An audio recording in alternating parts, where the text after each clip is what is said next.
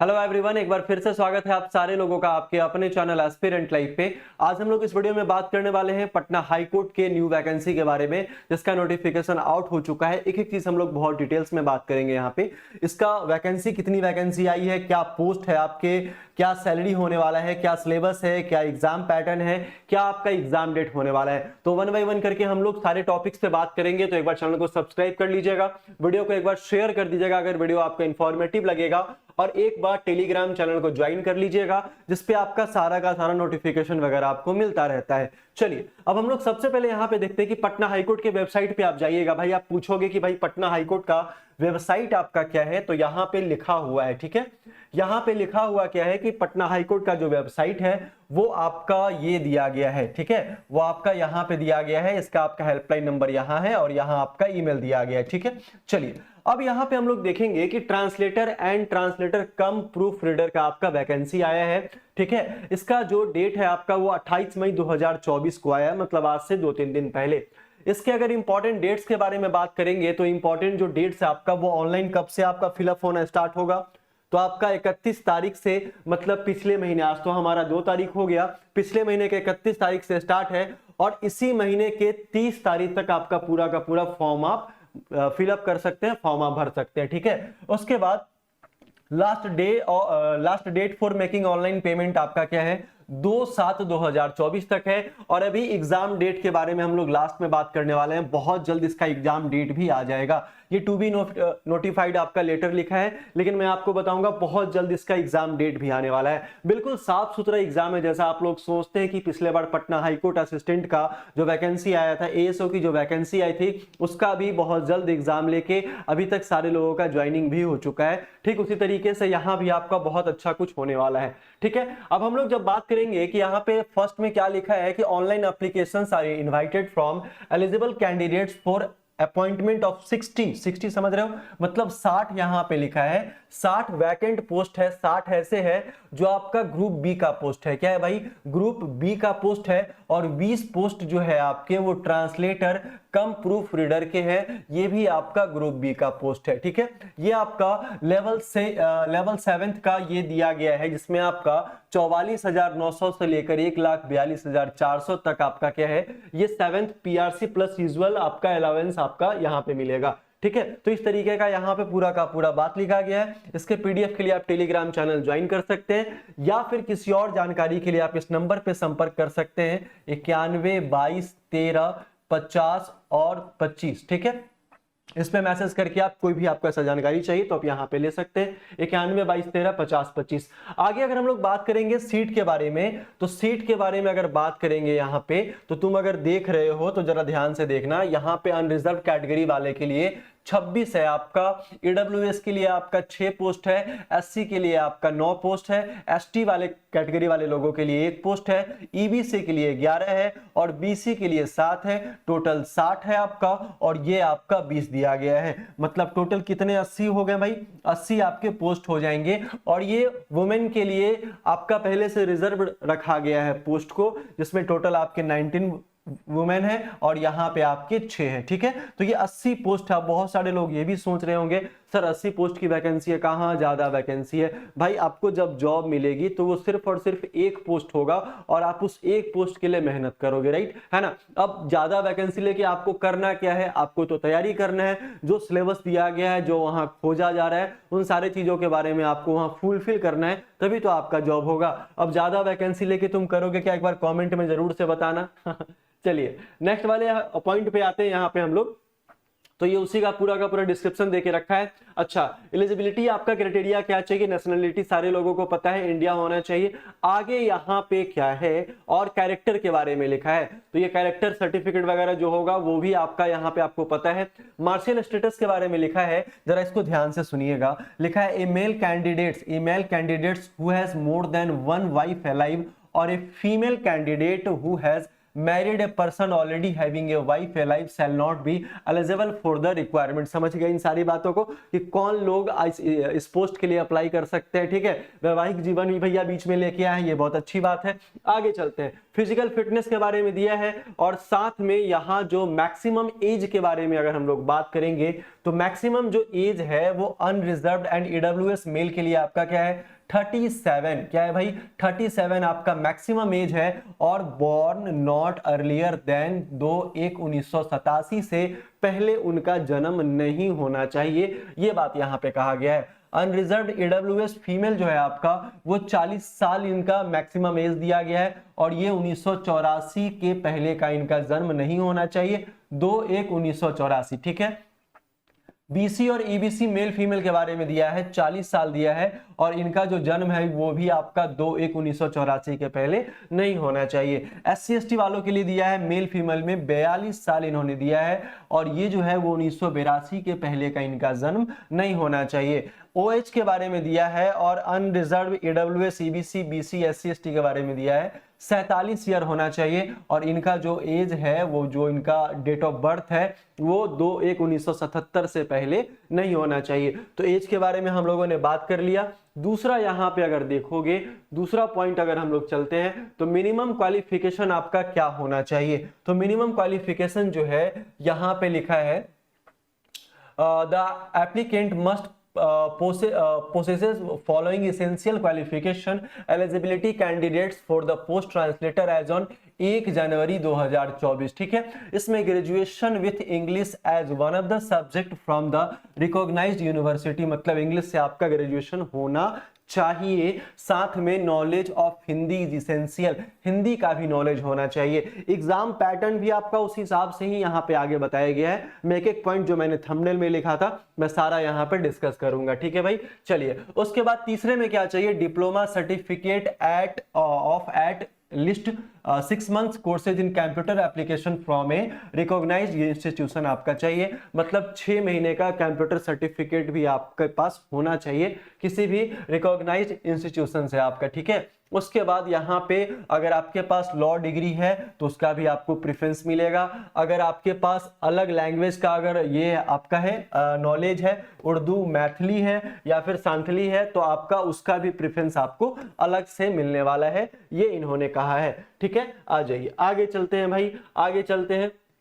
ये सारा का सारा दिया गया है। अब यहाँ आ जाइए कि कैटेगरी कोड 2 3 4 5 6 दिया गया, कैटेगरी दिया गया, शेड्यूल्ड कास्टेस दिया गया है, शेड्यूल्ड ट्राइब्स दिया गया, एक्सट्रीमली बैकवर्ड क्लासेस है, बैकवर्ड क्लासेस और इकोनॉमिकली आपका वीकर सेक्शन है। इसमें आपका परसेंटेज ऑफ रिजर्वेशन के बारे में बात किया गया है। तो एससी वाले लोगों के लिए भाई 16% है यहाँ पे, एसटी वाले लोगों के लिए क्या है 1% है, और ईडब्ल्यूएस के लिए 18% है, और बीसी वाले लोगों के लिए 12% है, और ईडब्ल्यूएस वाले लोगों के लिए क्या है भाई 10% का रिजर्वेशन यहाँ पे परसेंटेज में दिया गया है, ठीक है।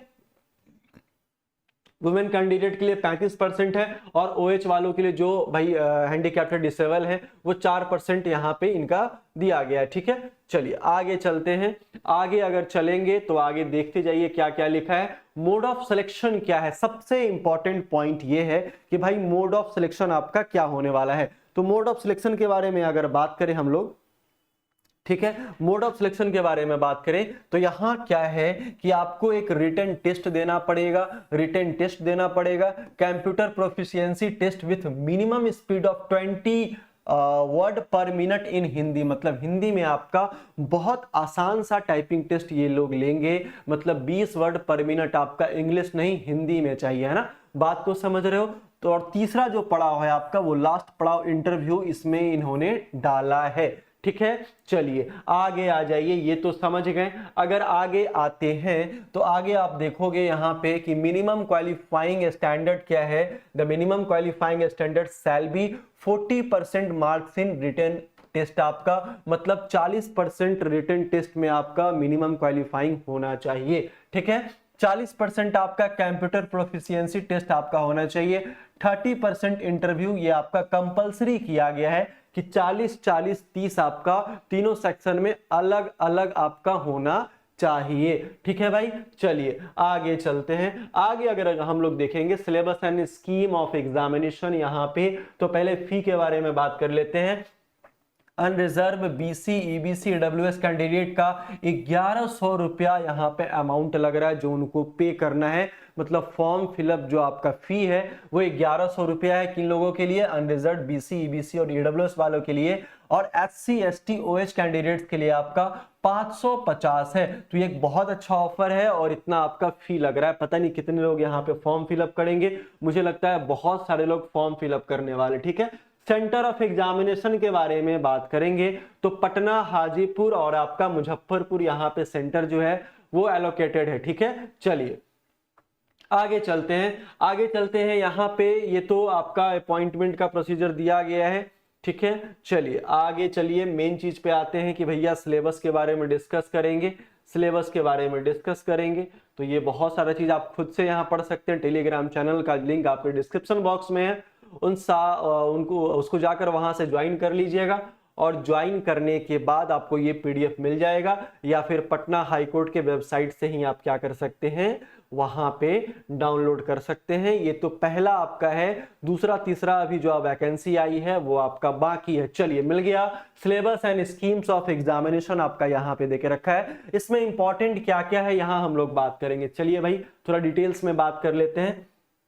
देखिए लिखा है क्या कि स्टेट ऑफ एग्जामिनेशन लिखा है, रिटन टेस्ट है आपका, है ना।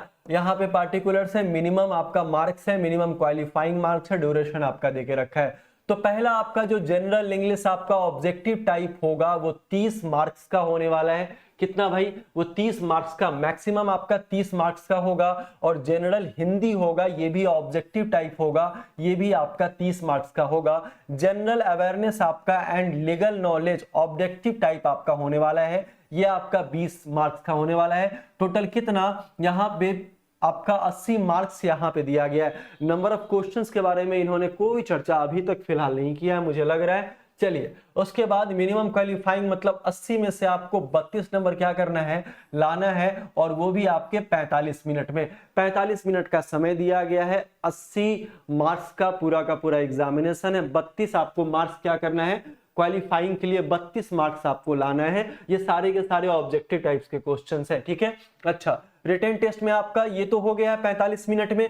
उसके बाद नेक्स्ट आपका जो है, next 15 minute shall be utilized for the collecting OMR sheets and distributing questions paper answer sheet of translation मतलब 45 मिनट जो है वो तो आपका पूरा का पूरा एग्जामिनेशन का होगा, जिसमें मैक्सिमम मार्क्स आपके 80 होने वाले, क्वालिफाइंग 32 होगा, और 15 मिनट रखा गया ओएमआर शीट कलेक्ट करने के लिए और फिर नया पेपर आपको देने के लिए। तो भाई नया पेपर में क्या होगा, ट्रांसलेशन ट्रांसलेट करना पड़ेगा आपको। इंग्लिश से हिंदी ट्रांसलेट करना पड़ेगा, हिंदी से इंग्लिश ट्रांसलेट करना पड़ेगा, और ये आपके 60 मार्क्स के होंगे।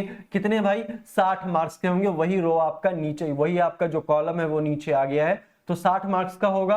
120 आपका ये टोटल होने वाला है, जिसमें आपका ट्रांसलेशन पूछा जाएगा, और ये 2 घंटे का पेपर होगा। ठीक है, 2 घंटे का। तो भाई 2 घंटा यहाँ, 45 मिनट यहाँ, 2 घंटा 45 मिनट, और 15 मिनट कलेक्ट करने में और डिस्ट्रीब्यूट करने में नया पेपर जाएगा।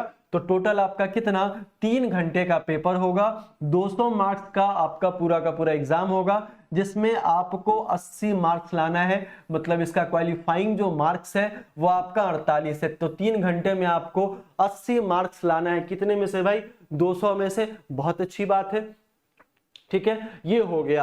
अब चलिए आगे क्या लिखा है, ग्रैंड टोटल के बारे में बात किया है। ग्रैंड टोटल के बारे में बात किया है तो यहाँ कंप्यूटर प्रोफिशिएंसी टेस्ट जो है आपका, वो computer typing test with minimum speed of 20 word per minute in Hindi आपसे बोला गया है। तो इसके लिए आपका 5 मार्क्स है, मतलब 5 आपका मार्क्स दिया गया है। अच्छा, word processing test on MS Word आपका 10 मार्क्स का है। ठीक है भाई। अच्छा, test in spreadsheet on MS Excel आपका 10 मार्क्स का है, और इंटरनेट प्रोफिशिएंसी आपका जो है वो 5 मार्क्स का है। मतलब टोटल ये भी आपका 30 मार्क्स का होगा, जिसको हम लोग इंग्लिश में शॉर्ट फॉर्म में सीपीटी कहते हैं, कंप्यूटर प्रोफिशिएंसी टेस्ट आपका कहते हैं। तो ये टोटल आपका 30 नंबर का होगा, जिसमें आपका 12 मार्क्स जो है, 30 मार्क्स का होगा, जिसमें आपका 12 मार्क्स क्वालिफाइंग आपको करना है, और ये हाफ एन आवर का पेपर होगा। आधे घंटे का पेपर होने वाला है, ठीक है। अच्छा, जिन लोगों को जो लोग आप टेस्ट ऑफ प्रोफिशिएंसी देना चाहते हैं इंटरव्यू के तौर पे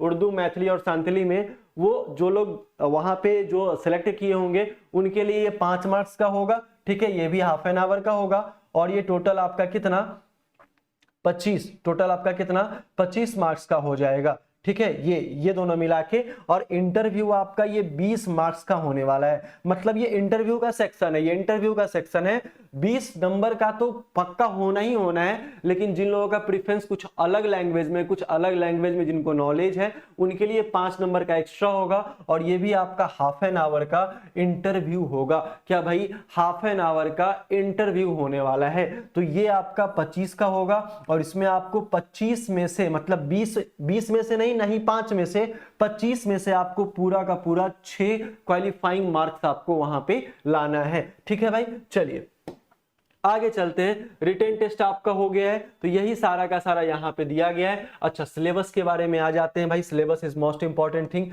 सिलेबस के बारे में आते हैं तो जनरल इंग्लिश जो है, the questions will be design to the test of candidates understanding of the languages and literature, correct use of words, phrases and idioms and ability to write the language correctly, है ना। ये सारा का सारा आपका यहाँ पे दिया गया। आगे चलिए, आगे मैं कंटिन्यू करता हूँ पूरे डिटेल से सिलेबस को।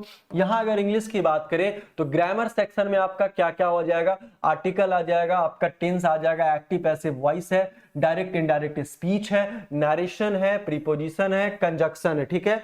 नरेशन है, प्रीपोजिशन है और आपका कंजक्शन है। दूसरा अगर आते हैं तो दूसरा आपका कॉम्प्रिहेंशन दिया है, वोकैब और स्पेलिंग टेस्ट है आपका, सिनोनिम्स है और एंटोनिम्स आपका है, वन वर्ड सब्स्टिट्यूशन है, सेंटेंस आपका कंप्लीशन है एंड स्ट्रक्चर है, फिर कॉमन एरर है, इडियम्स एंड फ्रेजेज है। तो ये पूरा का पूरा आपका इंग्लिश का क्या हो जाने वाला है, पूरा का पूरा सिलेबस है। इसके हिसाब से आपको तैयारी करना है। आप जितना विस्तार से तैयारी कर सकते हैं उतना आपके लिए बहुत ज्यादा बेनिफिशियल होने वाला है, ठीक है भाई। चलिए, ये इंग्लिश का हो गया। अब हम लोग आते हैं हिंदी वाले में। तो जनरल हिंदी क्या है, जनरल हिंदी अगर देखोगे तो व्याकरण है, ये सारा दिया गया है। तो इस तरीके से पूरा का पूरा इसका भी डिटेल्स है आपका। समानार्थी एवं विलोम शब्द, अनेक शब्दों के लिए एक शब्द है, मुहावरे एवं लोकोक्तियां हैं आपका, शुद्ध वर्तनी है, अपठित गद्यांश है आपका, शब्द रूपांतरण है, लिंग वचन कारक है ना, काल, वाच्य संधि समास उपसर्ग प्रत्यय आपका यहाँ पे दिया गया है, ठीक है। अगर आगे आते हैं तो जनरल अवेयरनेस के बारे में आएंगे और लीगल नॉलेज का क्वेश्चंस क्या होना चाहिए।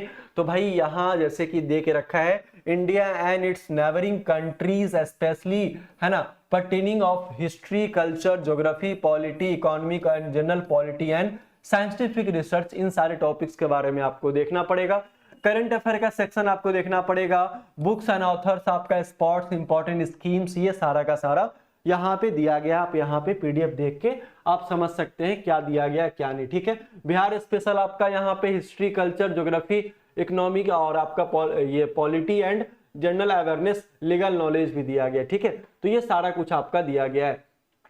उसके बाद ये जो आपका ट्रांसलेशन इंग्लिश टू हिंदी है आपका, इसमें आपका 30 नंबर कैरी करेगा, मैंने आपको पहले ही बताया, क्योंकि टोटल 60 नंबर का है, ठीक है। 60 नंबर का ये टोटल है आपका, ठीक। आगे चलिए, आगे चलते हैं। तो सीपीटी के बारे में क्या लिखा है, ये तो मिनिमम 20 चाहिए। ये कैंडिडेट को word processing test on MS Word करना है, test in spreadsheet on MS Excel का है, और इंटरनेट प्रोफिशिएंसी आपका 5 मार्क्स का दिया गया है। तो ये आपका पूरा का पूरा टोटल, ये हमारा सिर्फ और सिर्फ एक वैकेंसी है, और किस तरीके से अप्लाई करना है, क्या क्या चाहिए यहाँ पे, ये सारा कुछ यहाँ पे दिया गया है डॉक्यूमेंट में, ठीक है। क्या क्या डॉक्यूमेंट आपको कैरी करना है। तो इतना बड़ा नोटिफिकेशन लेकिन इन्होंने एक बार ही क्लियर कर दिया है कि इंटरव्यू में आपको क्या डॉक्यूमेंट लेके जाना है, डीवी में आपको क्या डॉक्यूमेंट लेके जाना है, आप किस तरीके से फॉर्म फिलअप करोगे, एक एक चीज, ईच एंड एवरीथिंग इन्होंने क्लियर करके रखा है, ठीक है। चलिए, ये हो गया आपका। अब आप कहोगे कि सर दूसरी वाली जो वैकेंसी है वो कौन सी वैकेंसी, उसमें 2-2 पोस्ट की वैकेंसी है। आप अगर पटना हाईकोर्ट का अगर ये वेबसाइट अगर आप ओपन करोगे तो आपको कुछ इस तरीके से मिलने वाला है। मैं फिर से ओपन कर देता हूं, अगर आप देखोगे यहाँ पे तो आपको यहाँ पे लिखना है, ठीक है। तो ये आपका पटना हाईकोर्ट का था। चलिए, दूसरा आपका क्या आया है, ये आप रिक्रूटमेंट्स में जाके देखोगे तो ये कैशियर है, फिर आपका फोरमैन का, आपका मोटर कार गैरेज का है, इसको भी देख लो। ये 2 ही पोस्ट के लिए है, लेकिन आप कहोगे वाह रे भाई वाह क्या बात है, ठीक है। देखो ये पीडीएफ यहां से ओपन होगा आपका, जिस तरीके से मैंने किया वेबसाइट से, ठीक है। चलिए, आगे चलिए, यहां भी इसका भी डेट आपका बराबर नहीं है, डेट आपका अलग अलग है। ये जो आपका वैकेंसी है इसका जो डेट है वो 31/5 से, मतलब वही जब से वो वाला वैकेंसी का जो डेट आपका स्टार्ट हुआ है ट्रांसलेटर का, उसके बाद 21/6 तक इसका लास्ट डेट है और 23/6 तक इसका पेमेंट करना है। इसका भी एग्जामिनेशन डेट आपका क्लियर नहीं किया गया है।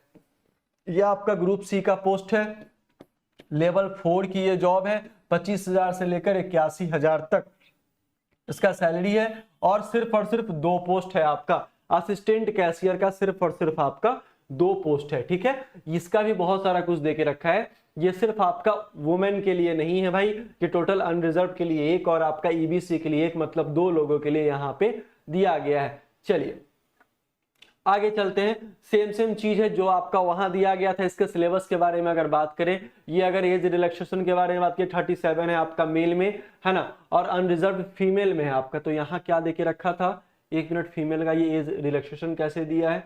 अनरिजर्व में आपका वुमेन तो है नहीं यहाँ पे, लेकिन फिर भी इन्होंने दिया है यहाँ पे, मैं आगे देखता हूँ। चलिए, ये आपका 40 साल, 37 साल और ये 40 साल आपका दिया है इसमें ईबीसी वाले में। ठीक है, आगे चलते हैं। आगे हम लोग देखेंगे तो मिनिमम क्वालिफिकेशन क्या चाहिए आपका, ग्रेजुएशन हो सकता है, कॉमर्स से, अकाउंटेंसी से हो सकता है, मैथमेटिक्स से हो सकता है। ठीक है, ये सारा आपका डिप्लोमा आपको क्या चाहिए, 6 मंथ का आपको, इसमें भी आपको कंप्यूटर का डिग्री आपको एप्लीकेशन का चाहिए। ठीक है, चलिए इसमें अगर रिजर्वेशन के बारे में बात करें तो एससी वालों के लिए भाई 16%, एसटी वालों के लिए 1% है। उसके बाद ये सारा जैसे से दिया गया ऊपर में उस तरीके से ही, क्योंकि अनरिजर्व के लिए और सिर्फ आपका ईबीसी के लिए दिया गया। ठीक है, और तो कुछ है नहीं। ठीक है, ये भी आपका रिटन टेस्ट है कि सीपीटी है आपका और इंटरव्यू है आपका। ठीक है, सेम है। 40% आपको ये रिटन टेस्ट में लाना है और 30% आपको इंटरव्यू में लाना है, मतलब सीपीटी का इसमें नहीं जोड़ा है इन्होंने। इसका भी आपका फी 1100 है और आपका 550 है, 2 पोस्ट के लिए है आपका। ठीक है, चलिए अब इसके भी सिलेबस के बारे में अगर बात करेंगे, सिलेबस मुझे लगता है इसका कुछ चेंज होगा। अब चेंज क्या होगा भाई साहब, एक बार देखना पड़ेगा। ठीक है, चलिए वो तो सिलेबस वाला तो लास्ट में होगा ना। हाँ, सिलेबस देखिए, इसमें आपका क्या है कि सिलेबस में आपका 100 मार्क्स का है, मिनिमम कितने, 100 मार्क्स का है। जनरल अवेयरनेस है, रीजनिंग है, क्वांटिटेटिव एप्टीट्यूड है, अकाउंटिंग है आपका, जनरल इंग्लिश है, जनरल हिंदी है और कंप्यूटर अवेयरनेस है। सीए के बारे में बात किया गया है ना, करंट अफेयर नहीं है, कंप्यूटर अवेयरनेस है। ये आपका 100 मार्क्स का है और मिनिमम इसमें 40 आपको क्वालिफाइंग के लिए लाना पड़ेगा। 2 घंटे का पूरा है। और सीपीटी के लिए आपका क्वालिफाइंग इन नेचर है। सीपीटी में ऐसा कोई बात नहीं, सिर्फ आपको क्वालिफाई करना है वहां पे। और इंटरव्यू में आपका 10 नंबर का इंटरव्यू है, 3 नंबर आपको मिनिमम लाना है वहां पे इंटरव्यू वाले में। ठीक है, चलिए नेक्स्ट वाले में चलते हैं। नेक्स्ट अगर देखेंगे रिटन टेस्ट के बारे में यहाँ देके रखा है, तो ये सारा का सारा सिलेबस है कि क्या क्या उन्होंने पूछना है, उनको क्या क्या पूछना है इंटरव्यू के बारे में। ठीक है, तो ये कुछ आप सब कुछ कर सकते हैं यहाँ से, क्या क्या चाहिए। अब जो तीसरा आपका जो वैकेंसी होने वाला है, वो तीसरा वैकेंसी कौन है, जरा हम भी देखें यहाँ पे। ठीक है, चलिए तीसरा वैकेंसी देख लेते हैं।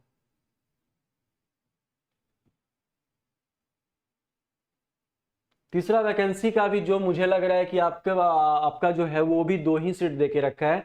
रिक्रूटमेंट वाले में आते हैं तो ये मोटर कार गैरेज वाले में है, यहाँ से इसका खोलेंगे। तीनों एक ही दिन वैकेंसी आउट हुआ है, तीनों क्या है भाई, एक ही दिन वैकेंसी आपका आउट हुआ है। यहाँ देखोगे तो यहाँ आप डिटेल एडवर्टीजमेंट के बारे में जान सकते हो। इसमें भी आपका सेम होगा मेरे हिसाब से, क्योंकि इसमें भी आपका 2 ही देके रखा है। ठीक है, चलिए